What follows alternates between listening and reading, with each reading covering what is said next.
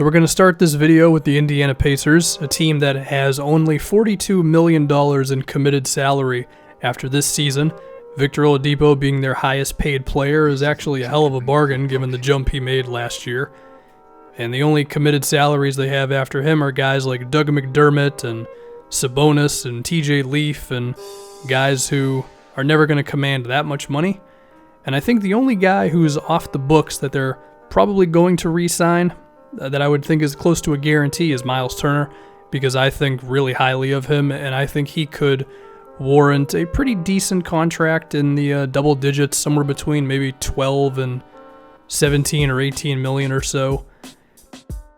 Having a really good season, which I think is a possibility for Turner, would help him out there as well. But besides that, that's pretty much it.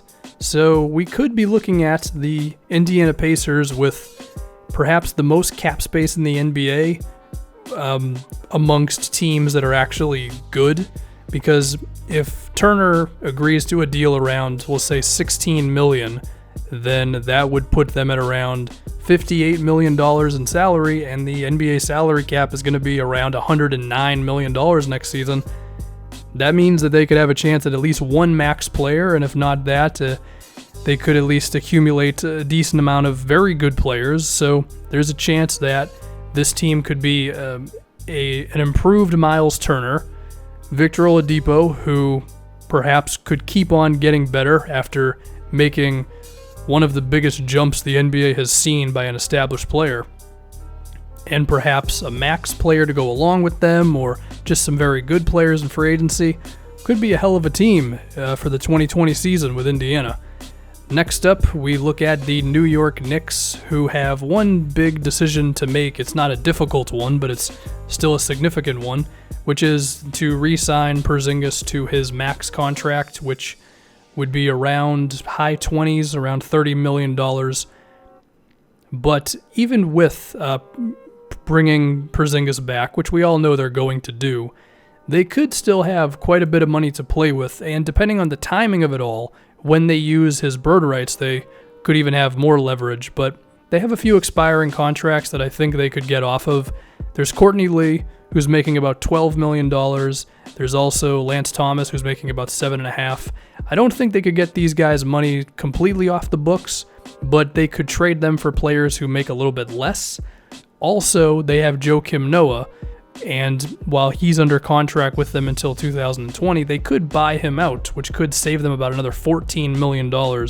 So there is a chance that this team could knock down their salary quite a bit, and then they could be an assortment of young players on top of one or two free agents that could be really something, or hell, I mean, there have been the rumors of Kevin Durant and whatnot out there. If we talk about those young players a little bit, Mitchell Robinson, I think they want to get him as many minutes as possible, an athletic big guy. Ntilikina, of course, already one of the better defensive players in the NBA along the perimeter, improving on his offense every day. And then we've got Kevin Knox, who of course took the Summer League by storm. I do think that's where the Knicks want to be at, is they want to be like these young dudes, and they want to get some of these older guys who aren't going to help them long-term off the salary books, and then, you know, you go into free agency and they're a player. They are still the New York Knicks. They still have the allure of the Garden and everything, and it helps when you have a star player and a whole bunch of cap space. We'll see what happens. The Philadelphia 76ers have themselves a tougher decision than the Knicks do in terms of keeping a player, that player being JJ Redick, someone who's been pretty damn valuable for them ever since they acquired him. He's signed on for this season, and then he's expiring after that. If they chose to let him go, then they would have over $30 million, because I don't think anybody else on this team is really a must re-sign. I mean, TJ McConnell's something, but if you have a chance at a great player, then I think you would let him go. And the interesting thing here is they don't have too much more time to get a third star. Well, there is Markelle Fultz, of course, but the reason why I say that is because Ben Simmons is pretty close to getting his second contract, and we all know it's going to be a hefty deal. So if they don't use some of their free money now, then it's not going to be there if you fast forward a year or two. So if they ever want to guarantee a third star next to Joel Embiid and Ben Simmons, then it might have to happen this offseason, or after this upcoming season, if you will. And that would be a pretty damn good team, if you ask me. I mean, they're already very good, but between Saric and his perimeter abilities at the power forward position, Robert Covington, who's still one of the better 3-and-D guys in the NBA, combined with the potential of Markelle Fultz, Simmons, and Embiid, could be pretty scary if these guys get themselves a home run in free agency. Finally, the Los Angeles Lakers, and funny enough, there will be another video later talking about these guys. The thing with the Lakers is, even if Kawhi does not happen, there's still a decent crop of NBA players who have player options that I'm sure they're going to decline so they can go on the open market. And the Lakers, well, they've got cap space, and they've got LeBron James. And if there's ever going to be a player who's going to draw others to play with him, I'm going to assume that it's the best player of all time.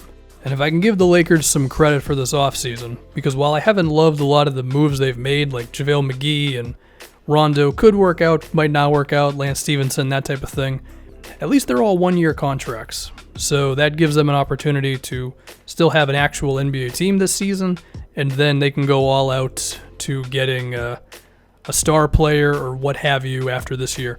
And they do have one player who could be bought out. That guy is, of course, the now legendary Luol Deng, who gets to go to Lakers games for free, sit courtside, and get paid about $20 million a season. He's living the dream. He really is. So yeah, the Lakers could very well have another star player next to LeBron once next season's free agency is all set and done. And I do not have an outro.